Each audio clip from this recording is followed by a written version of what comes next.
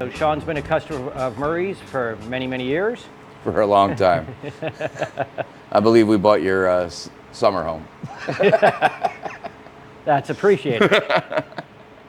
I'm expecting a thank you card from the wife. I still haven't received one. We'll talk to her about it. So Shawn actually has been a customer since I believe it was 62nd Street. Am I correct in saying that? Absolutely. So we had a store on 9th Avenue and 62nd Street in Miami. Company was started in 1939. The store we were on 62nd Street. We continued to move west until we built a building on 9th Avenue and 62nd Street, and we shut that one down probably about '85 when we moved into the North Miami location. And Shawn was obviously there. I used to live in Fort Lauderdale, so you were like the most convenient in the place that had everything we were looking for. You know, back in the day, that was Gremlins and such, and hopping and popping them all up. Novas, getting frame connectors. Yeah, all types of different products. So today I'm in Shawn's garage and I'm looking at a asphalt open wheel modified, a dirt open wheel modified, a new Camaro. But that's a 71 Chevelle. Split turn signal. Yeah. And that's a 29 Model A frame with a 30 cab on it. So you've had a lot of cars over the years. Yeah, there's a few I regret getting rid of. A C10 short bed. That was already tubbed. That was pretty bad. Was when we were building this garage, which is also known as the PMS shelter, raising 2 daughters and a wife. You know, it was a place for me to get some solace. But yeah, I've been racing. Well, I grew up in rural Pennsylvania, and racing on the backcountry roads. Stupid things like turning your headlights off, coming up to a hairpin that you know is there to make sure nobody else is coming the other way. Stupid things like that. But finally got mature about it and got on a track, and stopped endangering myself and others. It's basically, thank God I didn't have the life lesson personally myself, but you could see it in others experiencing it, and it was kind of eye-opening.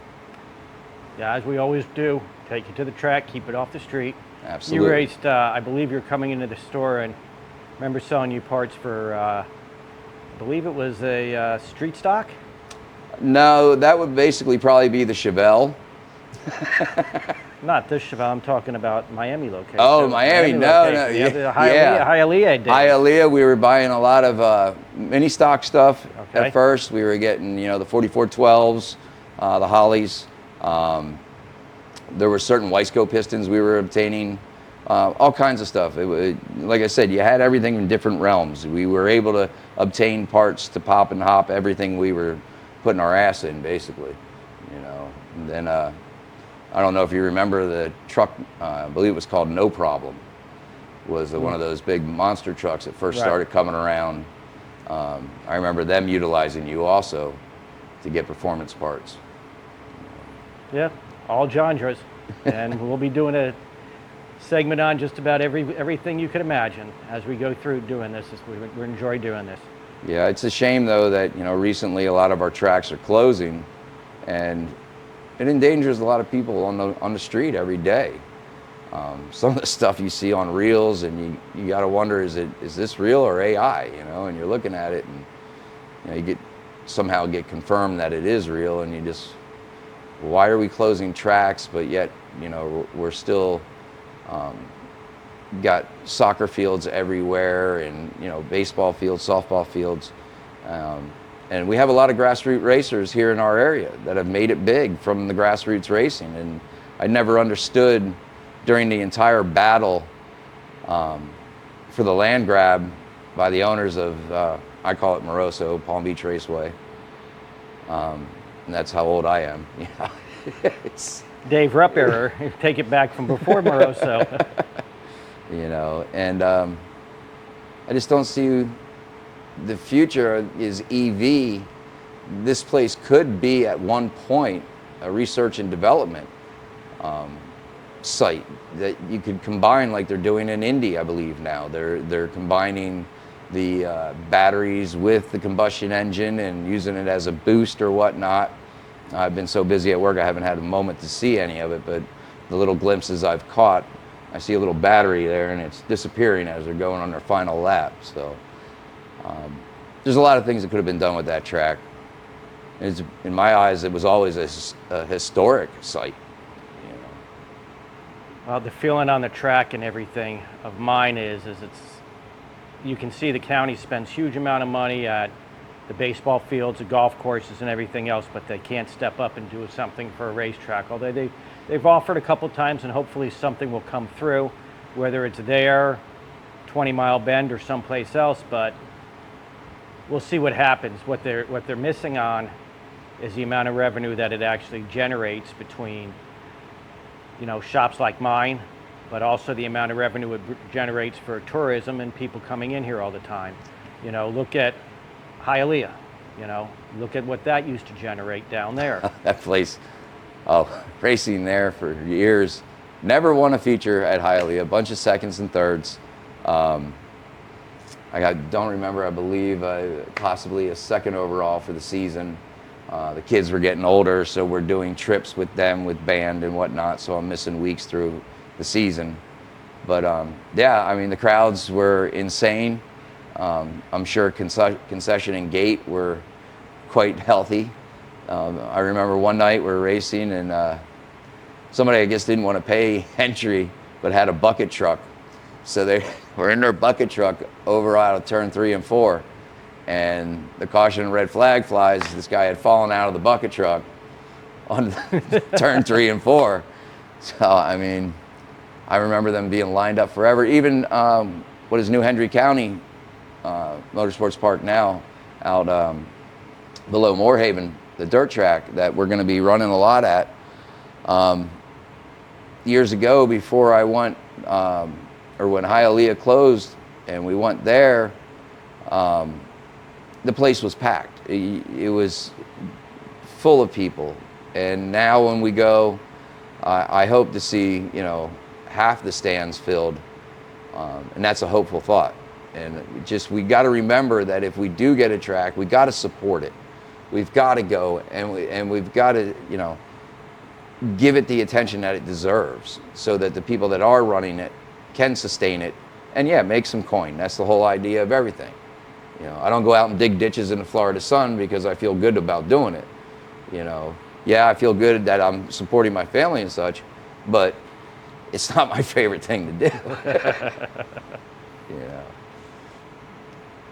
So with obviously all the racing that you've done over the years, how has that transferred over into digging ditches, etc.? Into real life? Into real life.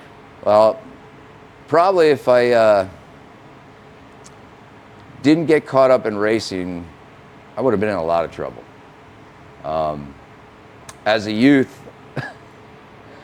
I had to file a college education tuition on tickets and stupidity.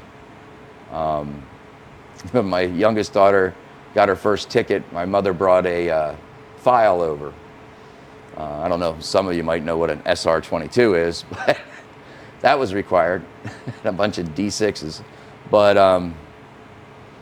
I would have just gotten into more trouble on the street and possibly hurt somebody. And the things that I've learned, the disciplines, there's one thing, you can go to a track, you can leave your trailer open, you can probably leave your wallet on the table in the trailer.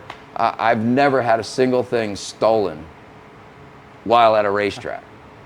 The guy next to you will give you a battery or give you a caliper or give you whatever you need to help, and you could be racing him in at the end. Yeah, it's reciprocal, and if he puts you in the wall with your battery, it's still your battery at the end of the night if it's still good. Right. A lot of good friends made. Yes. Lifetime friends. And that's the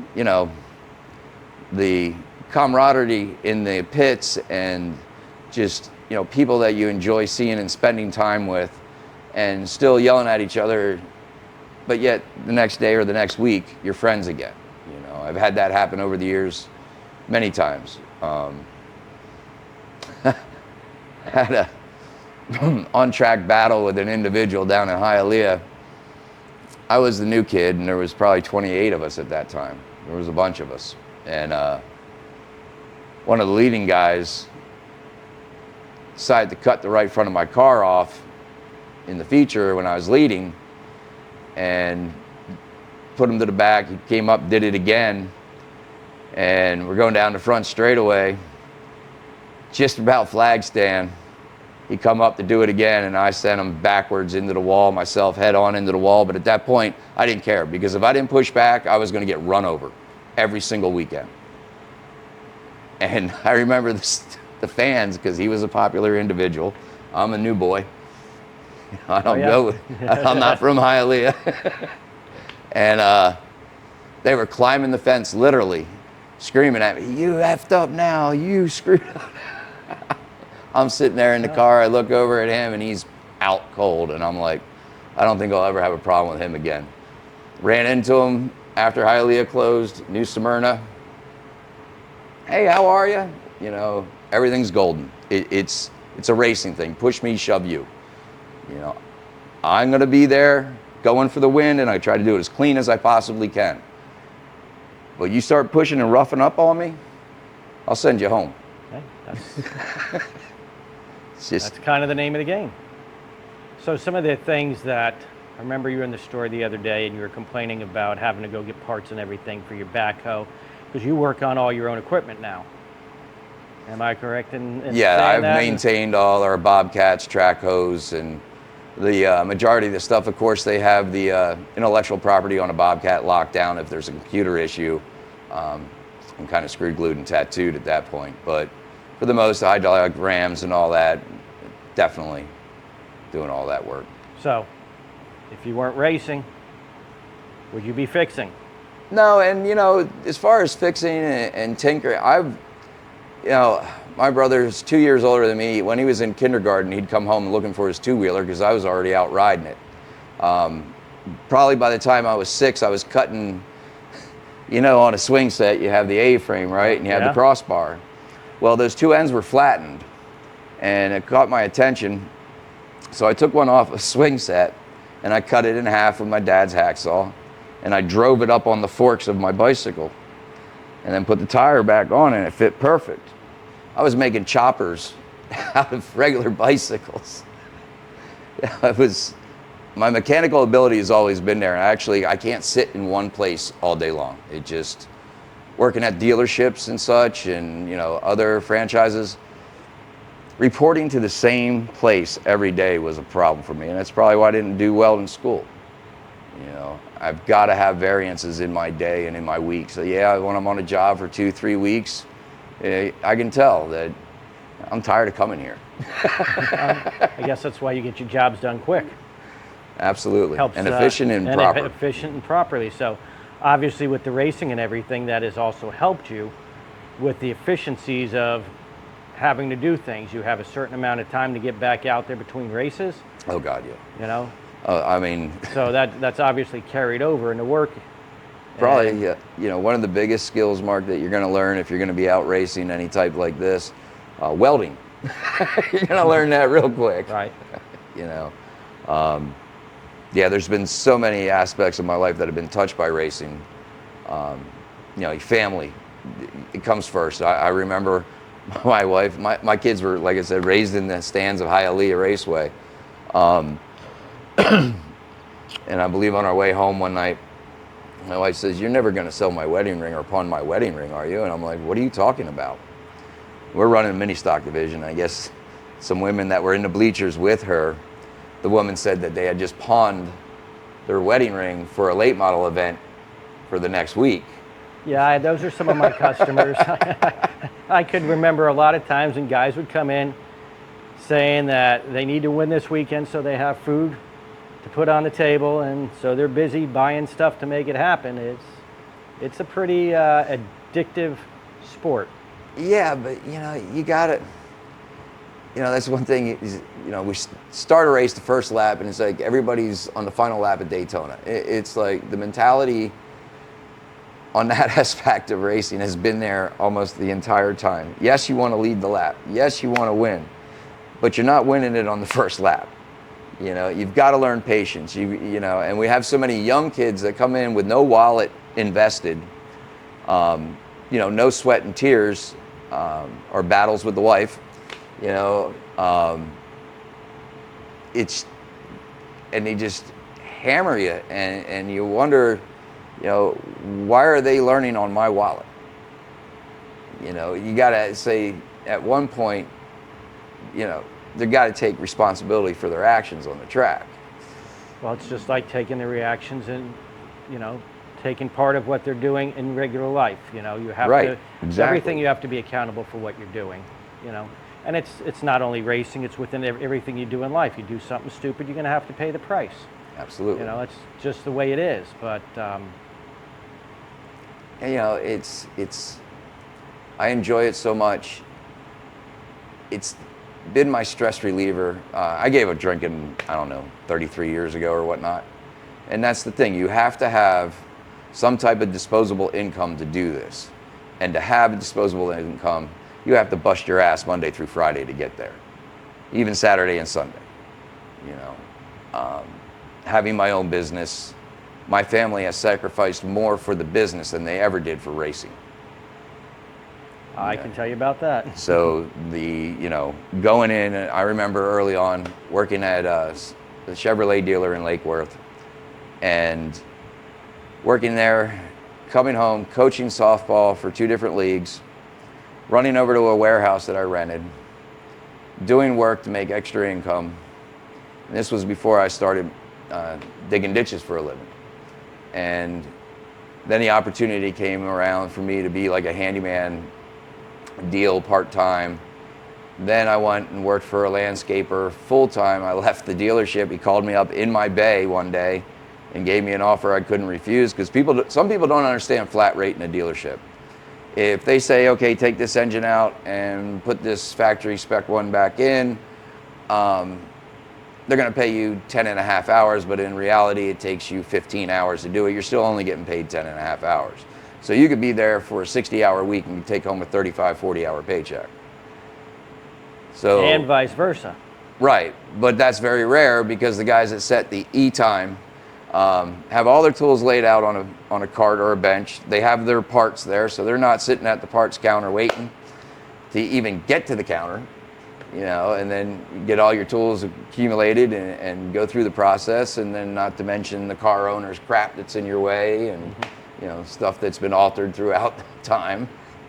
You know, it's just a lot of hard work goes into being able to race, and if it stops being enjoyable because it's costing you too much money, that's what's happened to me recently. I call them non-drivers. I've been guilty of situations, you know, growing up and learning, but it just seems to be a little bit more frequent.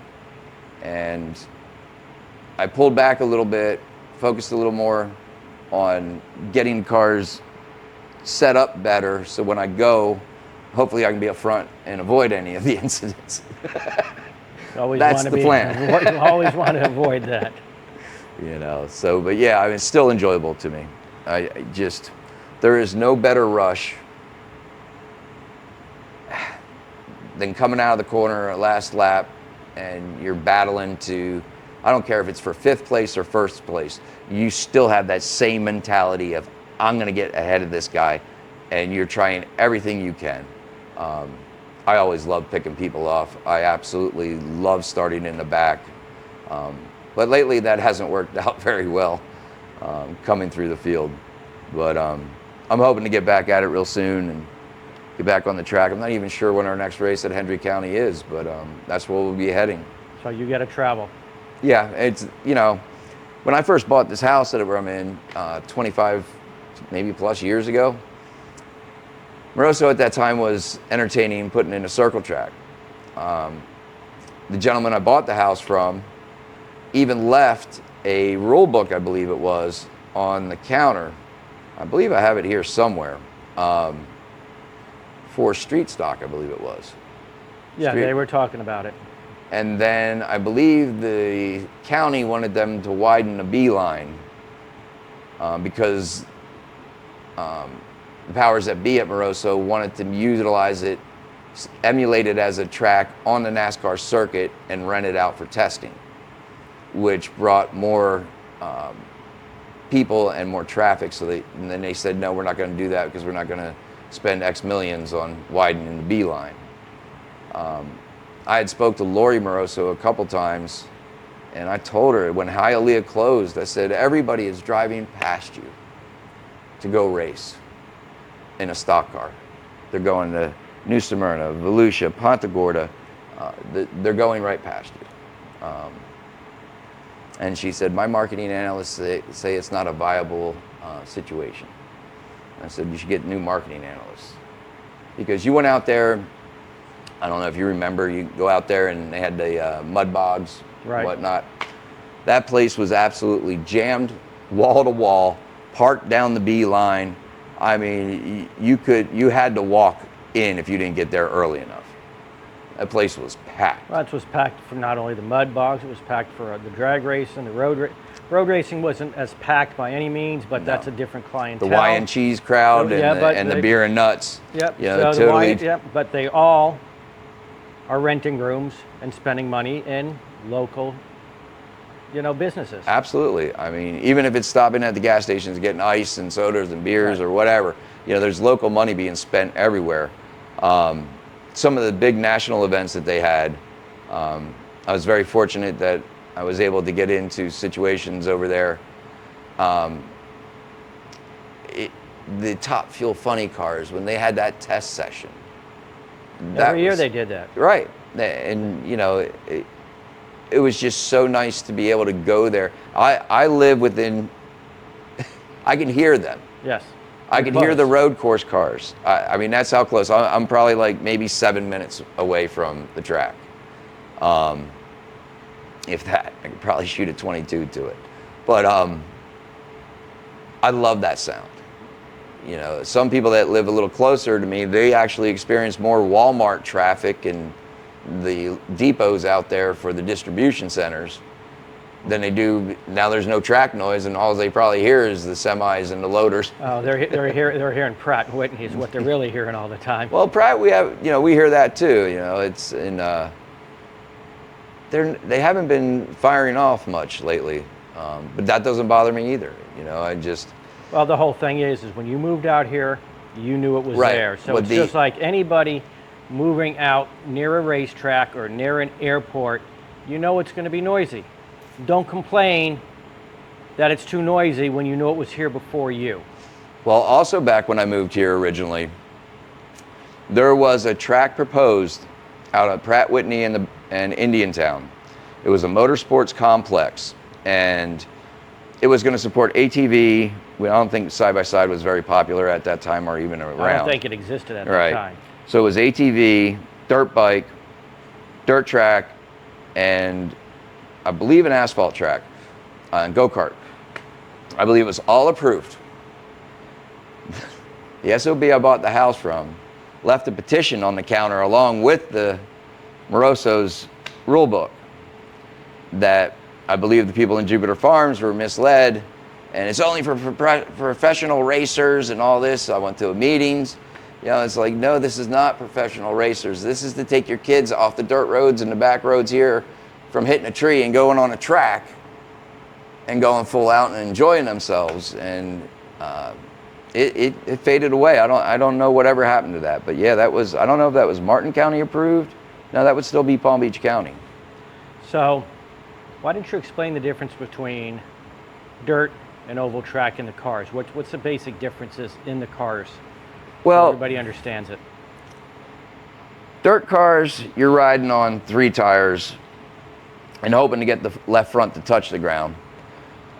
The roll cages on the both cars are tubular, but their substructure on the asphalt car is box, and everything on the dirt car is tubular. The dirt car also has points in it where it flexes and twists, where on the asphalt car it's pretty rigid, and you use your springs and your sway to make a 4-wheel, slide out of the corner under control. Where the dirt car, I absolutely love driving dirt. It reminds me of snow driving in Pennsylvania, but you're out of control, under control. The ascent is almost in front of you, and you're looking this way to go forward. It's just, and then you snap out onto the straightaway. That's almost like skiing and hitting a powder turn. You know, you just pop and you go. But I hate cleaning the car. But no, the dirt car, the transmission is 4-bar rear with a pull bar in the center of the diff. The asphalt car is only got 2-link with a rigid bar on the center of the diff connected to the frame.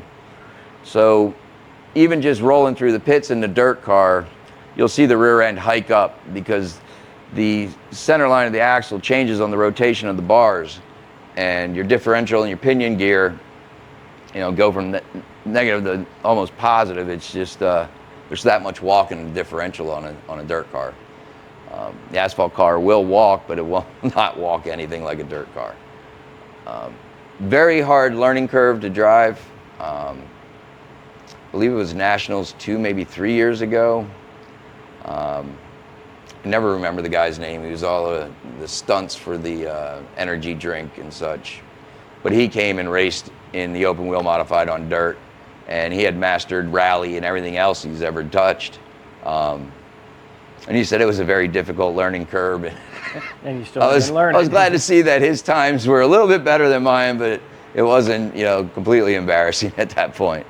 But yeah, definitely going from the mini stock, leaf spring rear end, asphalt and dirt, to this 4-link rear end with the way it rolls center, it's a definite learning curve. We went out for a test session And a good friend of mine, Bob Kirkin, he's actually Buzzy Rudiman. He's 84, I believe, just a couple weeks ago or last week.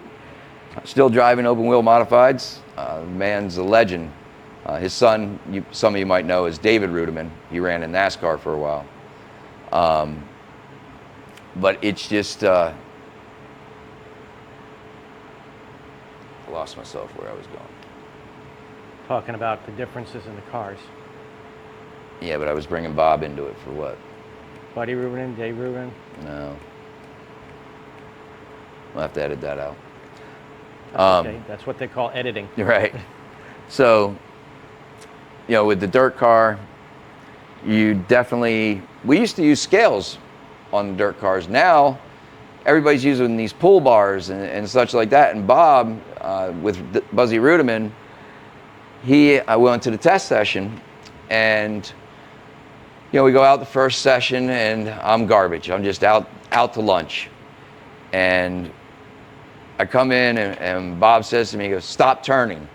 I said, "What the chuck do you mean, stop turning?" I'm right, left, and that's how I've always dove into a corner with a dirt track car, is you right, left that thing and slam it in there and drive it through. He goes, "The car will turn." I'm like, "Are you kidding me? I'm going to go and hammer balls out down the straightaway, and you're telling me if I burp that throttle and hammer it down, it's going to go?" He goes, "Yeah." So I go out, apprehensive here, and I see what he's talking about. And then we had another session, and then we were closing it down, and the flagman and the guy who runs the track comes down, and I don't know what adjustments you made on the car, but man, it got a hell of a lot better. It's like, didn't do a damn thing to the car. Did something to the driver. All these years, at that point, I had probably already been racing 31 years. That's how different that dirt car with the 4-link, this open wheel modified on the asphalt, when I got into it, a lot of times, I don't know if people can relate, but like when you're stressed or your anxiety, your peripheral will close up on you. The first time I hopped in the asphalt modified, was out of a mini stock, 4-cylinder, you're 350 horsepower, whatever. Now you're running 2450, 2,450 pounds. You've got 740 horsepower. You got only an 8-inch wide tire. I hopped in that thing, and my peripheral was wide open. I never had a problem. I got in that dirt car. It reminded me of how when I was swapping mechanic skills for flight time and ground time, and coming in for my first landings or whatnot, and I'm like all hesitant, and my buddy's there, he's got my back, I trust him 1,000,000%. And we're coming in one time, and I go, "Joe, I can finally see." He goes, "Good, congratulations." I'm like, "Yeah, I guess the stress is gone now," and so the landings and takeoffs were always the fun part, and the landings became fun at that point. But yeah, the more I drive the dirt modified, the more you learn what your actions can relate to the suspension on it, because they twist. The whole car is basically designed to take some type of stress and twist up. Some of the guys, they say, "Oh, well, your left front should be on the ground going down the straightaways." Other guys say, "Oh, well, if your left front's not off the ground, you're not getting forward bite." My opinion is, if you feel that forward bite in your ass, it don't matter if that thing's a foot off the ground or planted in the ground. Forward bite's always been the game out of the corner in any type of racing I've done on an oval. Even in road racing. We used to do the solo events back in the day. We ran an RX-7 in the race prepared over. And you'd get people out there in the autocross events that would bring their street cars and then wreck them on the autocross event and have to figure out how they're going to get it home or get to work Monday. I never jeopardized my income or my family's livelihood for it. So I made a deal. I had a Jeep that I had given to me when I was a kid, and I traded it for this Mazda RX-7, and it was somewhat of a race car. It only had a hoop and 2 kickers. That was all it had, and a seat. So we ended up taking it, and it was called Equip Rapides, I believe it was. Al White, I believe, ran the program out of Hollywood. And it was a blast. I took that same car, because the promoter's name was Pete, out at New Hendry County Speedway, Sugar Land Raceway. And I had heard through the grapevine that they had an RX-7 there running on the dirt track. I'd never heard of a rotary running on a dirt track. So I go out there, and he says, build it and bring it. So at that point, I didn't really know anybody down here. So I hooked up with a guy, Coco Betro, out off of Loxahatchee. He put a roll cage in it, and he put this nice, beautiful boxed X underneath it, thank God. I go out there with that thing, down the back straightaway, never turned going into 3 and 4, hit the wall, rode the top of the wall around the corner, stopped at the pit entry. Larry and his son, I believe, ripped the back bumper off. We went back out. I believe we finished like 2nd or 3rd that night. So we had so many mini stocks back then at Sugar Land, New Hendry, that we had 2 divisions, an A and a B. And you had to win 3 features in the B to move up to the A. So now there's another guy with an RX-7. Well, I had learned some stuff on the road racing with the RX-7. Like, who would have ever thought cutting a pitman arm and extending it 3/4 of an inch would give you a complete full rack left turn in a quarter or a half a turn of the steering wheel. You know, just sway bar tricks, stuff like that.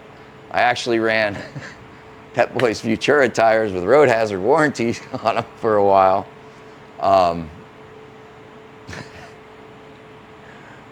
When I moved here from Lake Worth, the Pep Boys manager from there had been transferred to here. I had already had the tires warranted like twice. I go into the store and he's like, what are you doing here? I'm like, it's got a gash in the sidewall. He goes, what? I said, all right, I can't lie to you anymore. I said, these are on my dirt track car. He goes, I'll do this one for you, and that's it. But yeah, so we go and we're doing very well with the RX-7. And the thing was loud. Oh my God, was it loud. We had porcelain apex seals in it. When I say we, I mean me, myself, and I. Jap Trick gave me a little help over there in Lake Worth. That thing was so loud, they put, when I got the wins, the feature wins, they said, okay, there was a petition around the pits not allowing me to step up, right? So, I'm like, they say, you can run, but you can't run for points, trophy, or cash. I'm like, screw it, I gotta run, I got the car. Just, they're penalizing me, even though there's another guy with an RX-7 running that just can't get out of his own way. So they added 350 pounds to me, made me put an exhaust on it. I got fed up, went down to Hialeah, met some guys down there, Al Barney and Tim Hunley out of Hollywood, Florida. They built me a car. I went down there. First night, I believe it was, we finished, or we didn't finish, I'm sorry, 8 laps on the car. Engine blows up in front of me. I spin out on turn 2. One guy comes, nails me in the driver's front, knocks me up to the, so I'm facing the outside wall, and then another guy comes on the high side and nailed me right in the passenger's front. We had to half the car at that point. 8 laps. That was my introduction into Hialeah. Well, Hialeah was a great place No, it to was learn. awesome. Great place to learn. There's a lot of people that moved on to professional ranks from Hialeah. Absolutely. You had Red Farmer. You had a bunch of them. Weren't some of the Allisons out of there Yes, too? Allison boys were out of there. Yeah. I mean, it was just, that was another landmark that, you know, should have been saved instead of a Lowe's parking lot. But the taxes, you know, were so overwhelming for the owners. We had gone down there and raced, you know, for free just to help them pay taxes a couple times. I remember doing that. I've always tried to support my tracks. Lately, unfortunately, I haven't been able to go run, but things are looking better. That we should be able to get back out there, and God, it's going to be hot though. Yes, we can race all year round, but at some point for people that work outside every day. Well, let's keep cutting the trees down. Yeah, there you Cut go. the trees down for the electric vehicles. Yeah, they think that cord just, magically appears. But yeah, I'd like to see something happen with the track where, even if you want to call it industrial, make it an R&D place, but incorporate the availability for the public. Sure, there's got to be some programs out there that could get funding for research and development that can involve a racetrack somehow. It's like for years I've worked on waterfront houses, golf course houses, all these trends and whatnot, living like, traditions, the Disney life and crap like that. And I've always said, if you built a housing community with a couple different disciplines of racing connected to it, it would be awesome, but all you see is the wine and cheese road course.